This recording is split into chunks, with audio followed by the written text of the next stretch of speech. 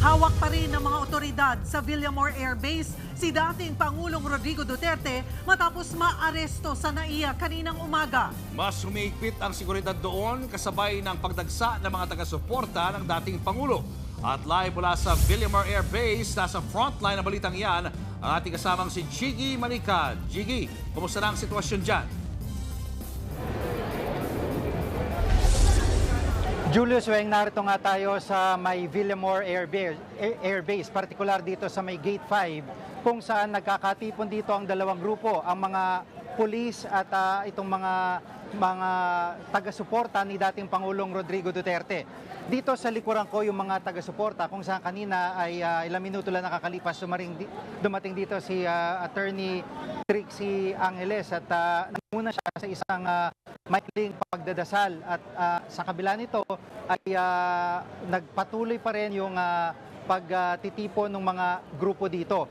Sa may gate mismo, papakita po natin ngayon, pipihit natin tong camera, nakaantabay ang migit kumulang 100 mga miyembro ng Philippine National Police, NCRPO.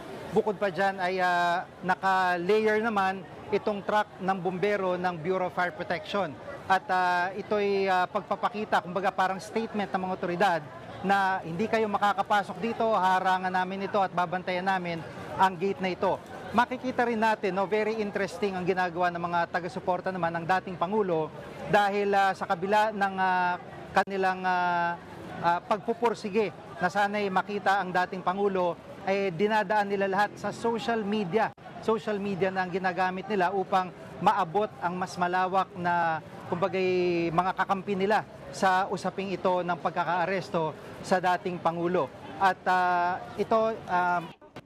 marami ang ito'y second batch na kumbaga ng mga pulis na nagbabantay dito. Yung unang batch, pansamantalang pinalitan at pumalit yung sumunod na grupo para tuloy-tuloy yung pagbabantay nila dito. Actually, sa kabila ng gate na ito, dito sumasakay, meron ditong building. Dito sumasakay yung mga, parang holding area ito, sumasakay dito yung mga VIP na mga opisyal ng gobyerno o di kaya ay kung kailangang dito sila mag-abang para sa kanilang lipad o chartered flight, dito po sila nag-aabang. So yun yung building na isa sa mga pinaka-importante sa lugar na ito malapit dito sa Gate 5. Kaya ito po ay bantay sarado ngayon ng mga otoridad. Samantala, sa eroplano pa lamang ay marinang tinutulan ng dating Pangulo ang ginagawang pag-aresto sa kanya dahil wala raw may pakitang dokumento yung mga otoridad na sumusubok na umaresto sa kanya. Bago po yan, tingnan muna natin yung dumating dito.